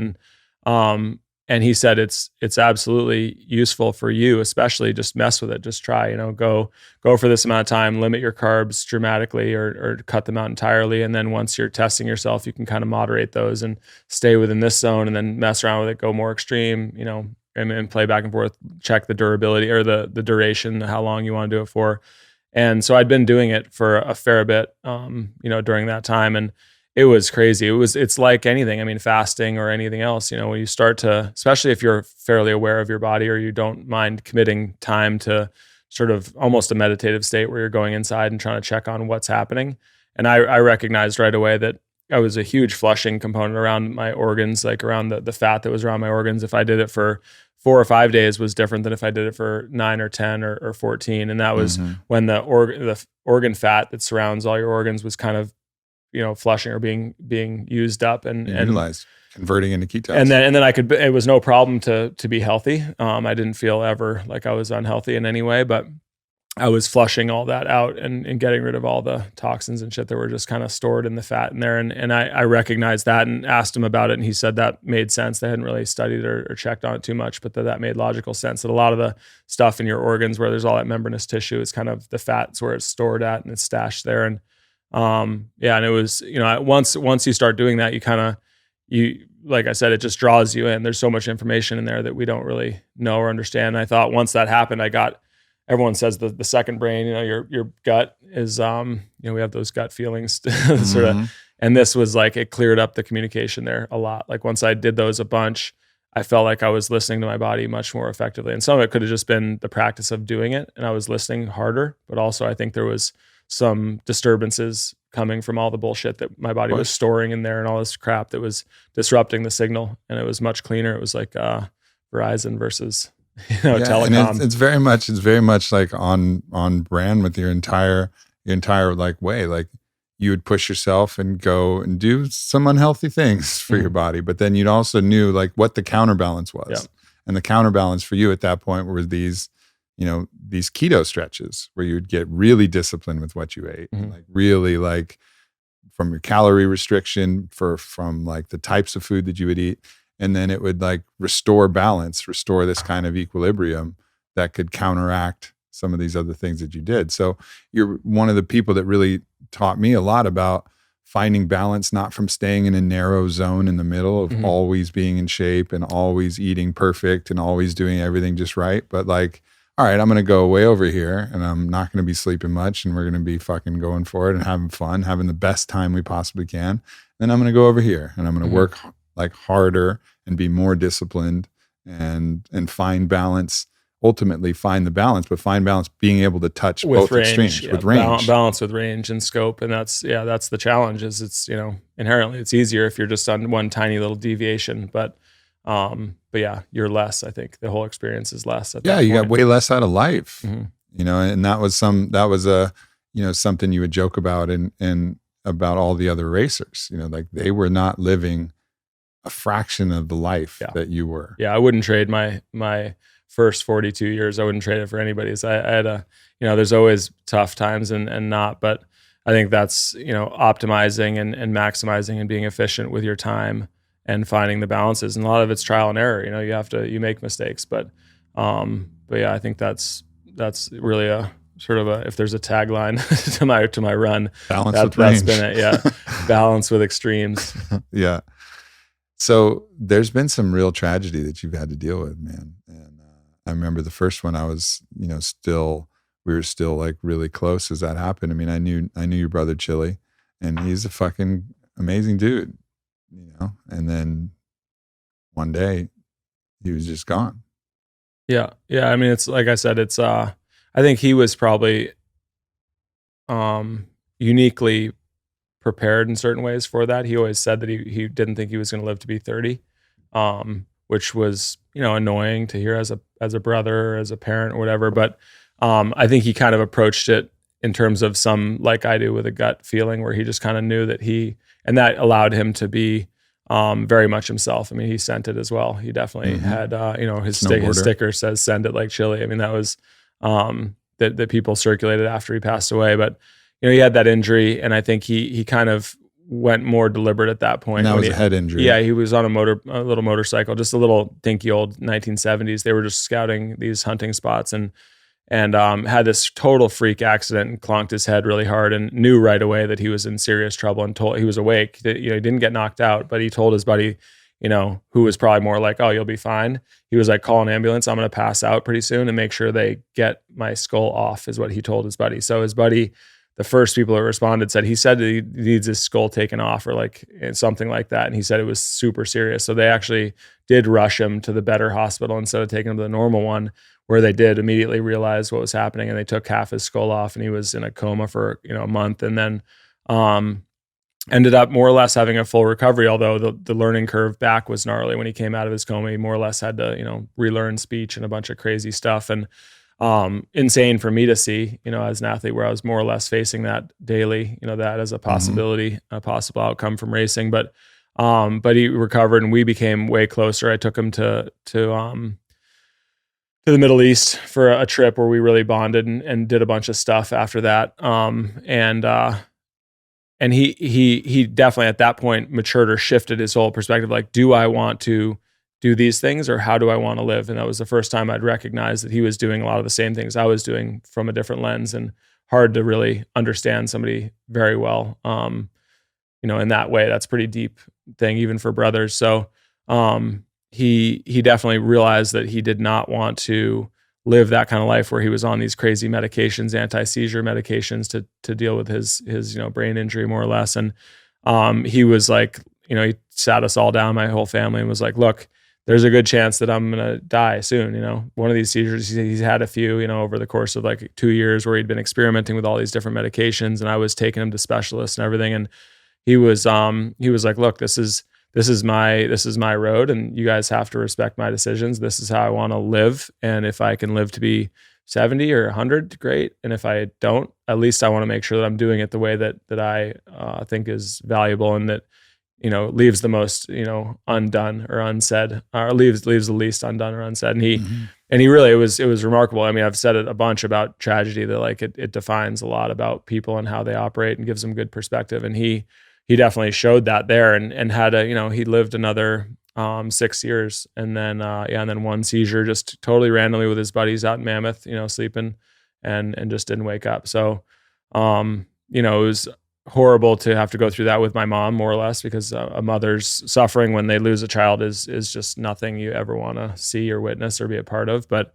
we were all kind of in it together, which I think we lent support to each other as we needed it. And then and as I said, I was, I think, uniquely positioned to be a rock for my family at that time, because I had a bit more experience with putting myself through similar things. I mean, there wasn't one where he died, but there was lots of ones where he almost died, where I was saving him, or I was, and of course those generally had happy endings, so that makes it a little less brutal. But while you're experiencing it, you had to experience it like you didn't know the ending. And so I'd sort of somewhat prepared myself for that. But then remarkably, seeing we had a service for him, a celebration of life, which I think, you and I have talked about a lot, our lack of systematic approach to life and death, and our processing patterns and all that stuff, how pathetic we are in the US. But we had a celebration of life for him, and it was just one of those, real impressive, life-changing things to see all these people that he'd impacted, that he never said anything about, and they would never say anything about unless it was celebrating his passing. And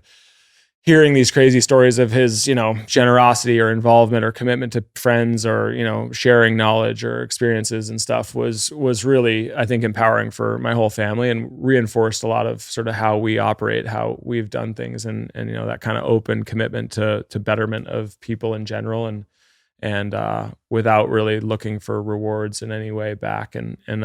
So it was obviously I think a pretty hard hit to the force, if you will, because I think he had a lot more to do as well. I think he could have had an incredible impact, and given a lot to me, our family, the world in general. But there things come and go, and I think what he did and the way it all happened is sort of like, in a lot of ways, like an artist, where they're not really appreciated until they're gone, and their art becomes more expensive or more appreciated. And he was sort of that way, where a lot of the things that he said to people needed him to be gone for it to really sink in and have the right impact on them. And I was certainly one of those people. Yeah.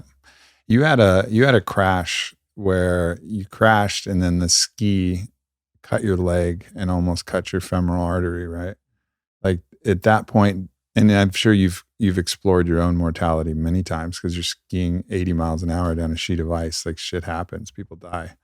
Like, was that particular crash a moment where you really like confronted that, or was that just something that was more usual from the usual kind of mayhem that would ensue when you would crash? Yeah, it wasn't anything particular. I mean, I think, as you said, I'd sort of explored that pretty thoroughly already. By that point, it was a fairly conscious decision daily to continue doing what I did. And that was the very, very end of my career. That was my last race. And I could have continued to race if I was, somewhat younger, somewhat tougher. I probably would have just had them sew me up and race the next day, because I was actually less beat up than I'd been after certain crashes where I'd raced the next day and done fine. And I was super fit at that time, in 2015.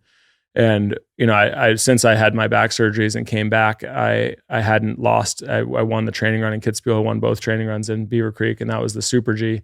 And I was winning that one till the very bottom, where I crashed and my hamstring got cut. But while I was in there for surgery, and I knew the doctor very well, and I was awake, and he had me bend my leg up, and I felt my hamstring, the part that was disconnected, pull up into my, high up into my hamstring. It was pretty nasty, and he was like, "Look," he's like, "that's the part of your hamstring that we would use for a graft for your ACL anyway. That tendon, the muscle, it's going to hurt now. It's going to feel like a really badly pulled hamstring, because it tore all the fascia in between the muscles and went coiled all the way up at the top." And he said, "Look, I can pull it back down and reattach it. But he's like, unless you think you're going to be a track runner or something," which I wasn't ever. I'm slow and white. But he's like, "You could just leave it, He's like, "You don't have to do it." And I think at that moment was one of those times where I was like, I'd come back from my back surgery. I was, 37 years old or whatever. And I was like, not so much mortality, but I was like, this is the end. I mean, I think I'd probably intended to be done after the Vail World Championships, because my first World Championships was in Vail in 99. And I just saw it as full circle kind of, and it was a good time to walk away, even though I was still definitely capable of winning, and I had a really good sort of easy, casual motivation at that time. And but I think laying there with my hamstring, I was like, it was literally a conversation in my head where I was like, I could just have him sew it up and be a total badass and go out and win tomorrow. And, who knows? But I was like, or I can, maybe not use it as an excuse, but I could also just as easily say, look, I've walked away from things that no one should really have business walking away from for a long time. And I've played with fire on every aspect, on every plane, on every playing field. I've danced a pretty dangerous jig, and maybe this is a good time to take a bow and bail out. And I think it was perfect. I mean, the timing was perfect. It was, and so I had him stitch the hamstring up. I blew it out trying to stop my cat from running out the door like 2 weeks later. So I recoiled back up into my ass, and I had to deal with that all over again. But so I still don't have it. It's gone anyway. But it was a true, good, mature reflection on like, what have I done? Is there stuff left? It was the same thing I did in 2009, but with a much different perspective and more maturity, I think, and less of that freight train of momentum that I really felt like I had to get off. So, it was, that was, it wasn't honestly that serious of an injury. Had it nicked my femoral artery or cut it really in half, I mean, as I told you there, I think it was, heart rate's going 200 beats per minute, and I'm, 2 minutes into a course or whatever, I would have bled out in about a minute, a minute and a half, you're unsavable. So it would have been the end for sure. So, and it came really close too. Yeah. Right? It actually did nick it a little bit. He could see it when the thing was open. If you saw it, it was like a mouth on the back of my leg. It was like, bleh. And you could see the femoral artery right there. It's tucked in behind your tendon, that it cut the outside of the tendon and nicked that. And then if it had cut the next tendon, it basically goes right through there without any effort. So, but again, it really didn't have much to do with it. It was more just, I think it was more just the right time, but it coincided with obviously what could have been the end. Yeah. Let's talk about the next tragedy, which was, you lost a kid. Yeah. We lost my daughter in 2018. And that was, again, one of those things that you just, even knowing that you're not going to get out of this without losing the people you love, and whether you go first or they go, it's inevitably going to be a hard road, and there's going to be some serious emotional challenges. And with kids, like I said, when you're 100% committed, I don't honestly think that's an area where there's really much deviation. Even if, I'm sure some people don't even like their kids, but still, when you lose one, there's a fundamental DNA type response that's like more or less debilitating. You go through these really strange experiences, from psychological to hormonal to I think they're almost cosmic in certain ways, like the disruption in the force, but like in a really personal way where you actually feel something like go wrong and lose something that was there and you didn't really even maybe recognize that it was there and was an element of love or surety that's there, and then it's just stripped away and you feel all of a sudden completely freaked out in a lot of different ways. But I think at that time, again, and it's probably one of the things that I've been gifted that I take for granted, is that because I was more prepared for it and because people needed somewhere to turn, everyone from our whole community to my family and everybody else, that I inherently fill that role. And by filling that role, I come into more of a, defer my own emotions for the time being, be solid for everybody else. And that can be good and bad. If you're not capable of at the same time processing simultaneously and being that, then I think it can be really bad. You can internalize stuff and just, break yourself in a lot of ways. But because I sort of was having to be a role model or be the anchor for everybody else, and part of that anchor, part of the thing I was trying to lead people in was processing the grief and getting through it and understanding that we have to continue, that life goes on, and that, there's no blame, there's no, you have to let go of all the toxic stuff that goes along with any loss like that. And because of that role that I sort of find myself in often in any kind of traumatic situation, it gave me the time. You just need time at a certain point. You need a certain amount of time to pass where you can kind of process and reacclimate to what's normal and get used to what's happening inside your body with this thing kind of stripped away or ripped out that you didn't even really recognize before. So that whole process, I think, was incredibly informative for me personally, just because you see how raw your emotions really are. It gives you the perspective. If you just love your kids, you're like, oh, I love them. I would die for them or whatever. You can make these, bold statements until the test is actually there. But when something like that actually happens, you definitely have a reflection point of like the reality of that. Like, what is it and what is the actual connection and what is your level of commitment? And unfortunately, the more you give, the more it hurts when it's, taken away. So it was pretty much, I've gone through a lot, and it was definitely the gnarliest thing I've ever gone through. And I don't know that we would have made it as a couple or as, individuals had we not had the preparation that we had, with my brother or with me racing World Cup or, and again, it's not to say that I'm not really a believer in fate and stuff like that, but in that sense, we were uniquely equipped to deal with that in a way that, in the end, I think made us all better. I mean, definitely made us better as parents and as spouses or partners and things. And, I hate to try to treat it like you're looking at the silver lining, because things like that, there really isn't too much, but inherently, when you're faced with shit like that, you got to be like, all right, what are my options? Are there other options? There's certainly like, that desire to end it all and just be done with it, 'cause it hurts a lot. But at the end of the day, if that's not, one of your go-tos, then you try to make what you can out of it, learn what you can out of it, and keep going. And it was, again, it doesn't get much gnarlier than that in terms of where you need your discipline, where you need your thought control, your emotion control, and how to actually do that correctly. Because there's no template, unfortunately. And as you know, people always spout off on random 10-step, 12-step bullshit things. And like, maybe people do need a template, but the reality is at the end of the day, you have to approach it somewhat logically and systematically and make sure that you're not putting yourself in a place where you're never going to heal or never going to be, healthy again, or you're doing undue damage to yourself. And I think we were really good at that as a group. And I'm sure there's plenty of scar tissue there still to be discovered, but yeah, it was a horrible time, but at the same time, one of those things where, you really don't know what you have or how to appreciate things, unfortunately, until you've experienced those type of losses. It's like, it's a rare gift that you'd never want anyone to have, but once you have it, you definitely see things from a different light. Yeah. I mean, it's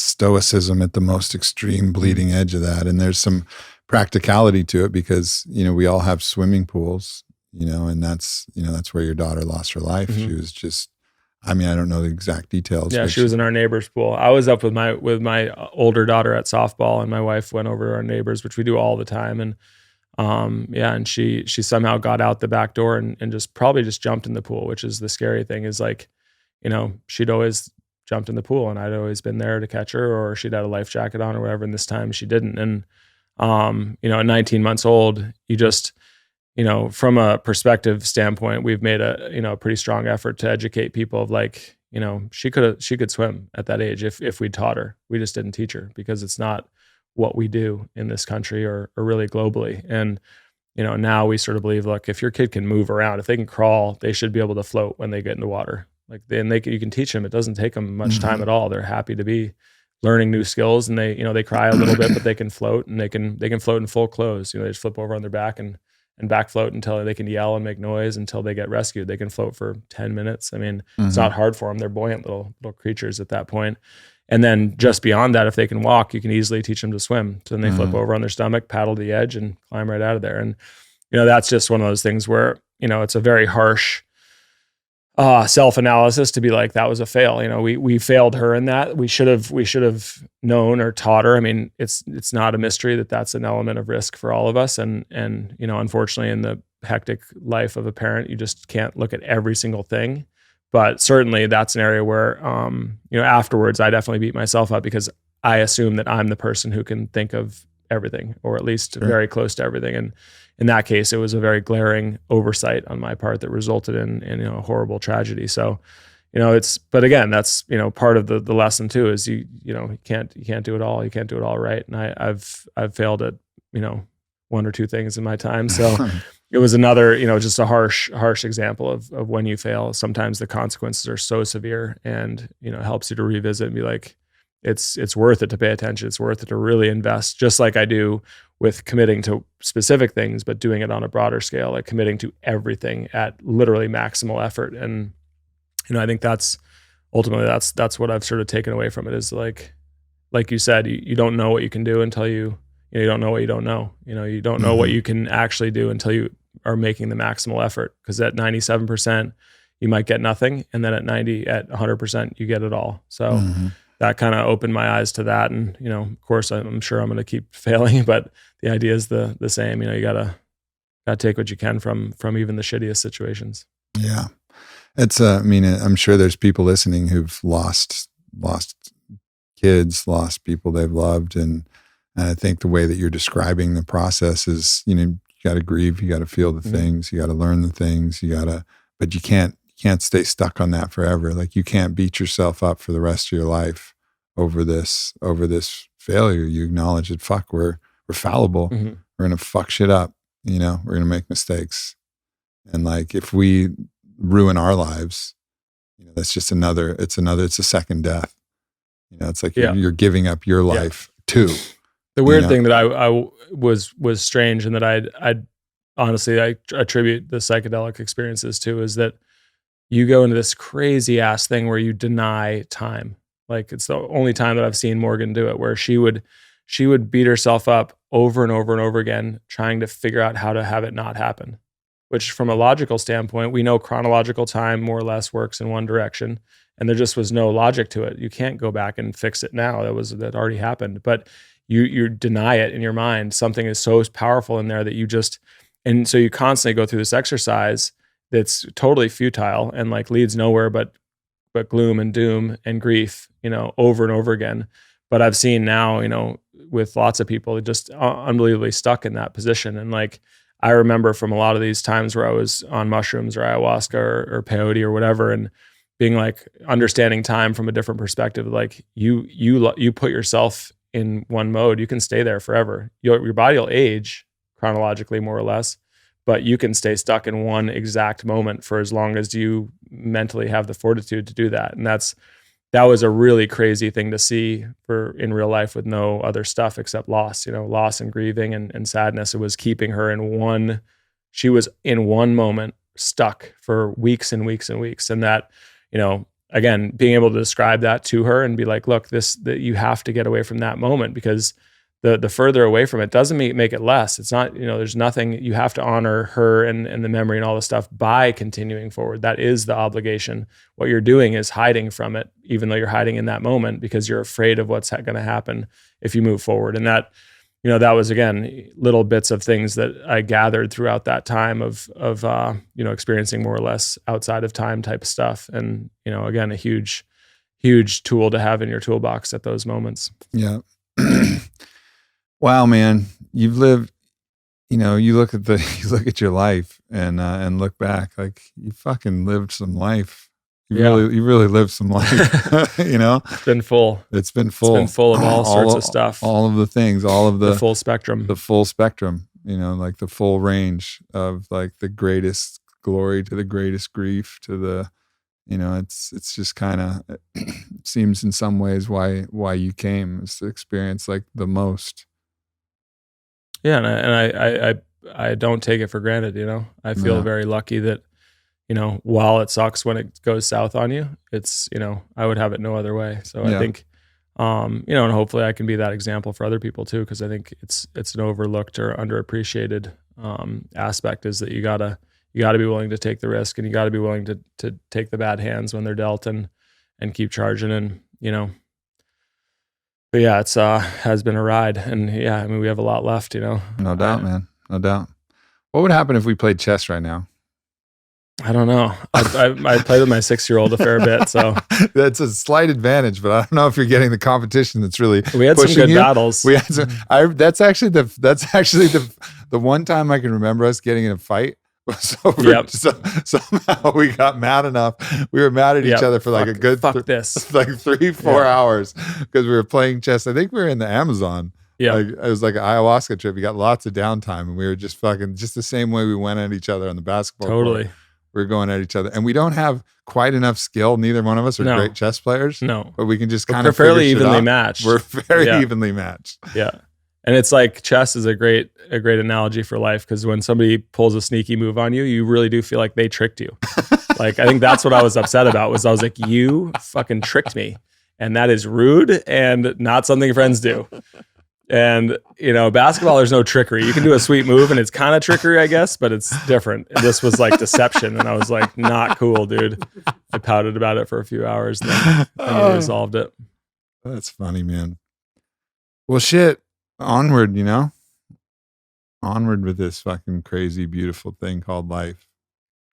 Yeah, no shit. I think we're in an interesting time now. Again, like I said, I very much look back and appreciate all the experiences, because it puts me in a unique spot now to do some great stuff. They a lot of people call it the second mountain of like what it is actually that you're doing. Besides the shit you did when you were young and self-motivated and whatever. And I had a slightly different approach to that, but it is what it is. And now we're starting to talk about, all these things, these tools that we have or that we've developed, or the capabilities of people or humans, and what, taking some responsibility. We're at the age now where it's not so much that like, who are these people that run the world or run the countries or, make the rules, and we kind of are becoming those people. And, I think it's daunting for a lot of people, because they're like, well, shit, I barely know what I'm doing, And I certainly have moments where I feel that exact thing. But at the same time, I realize that I'm uniquely prepared or uniquely equipped with different skill sets to share and steer people in better directions, and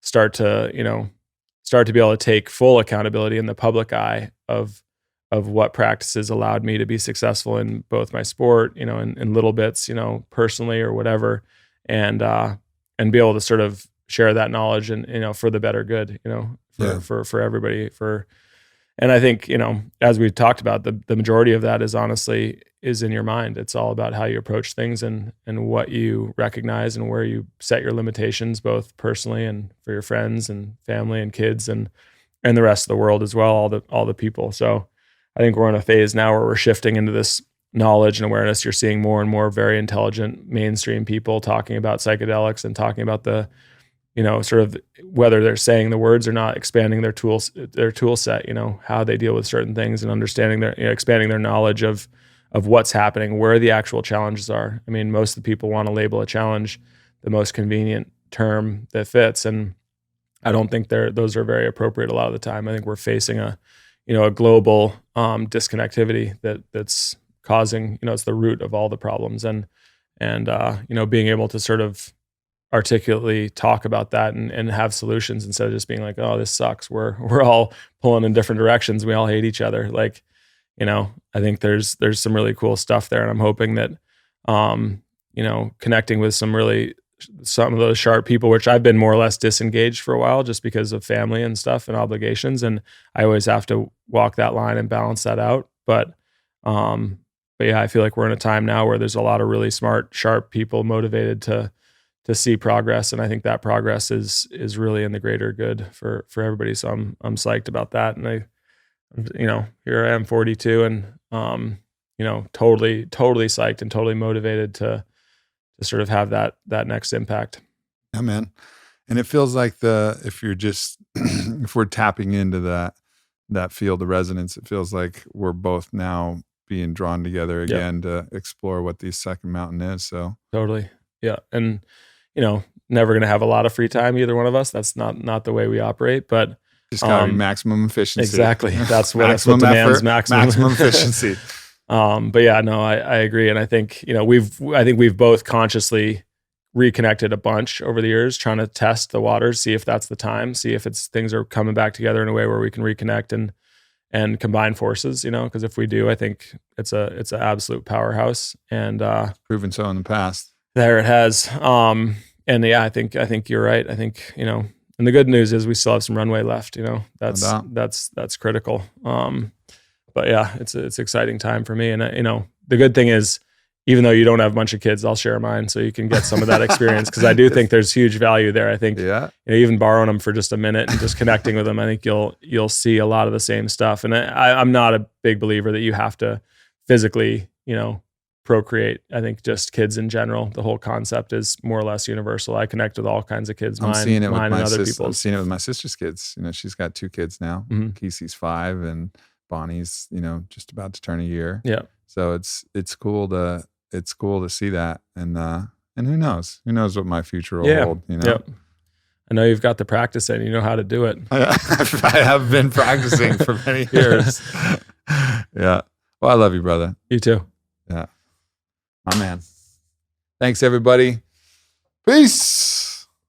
If you enjoyed this video, please make sure to subscribe. Also, share with any friend that you think might benefit from it. And lastly, go to aubreymarcus.com, sign up for my newsletter diary, and you won't miss a thing.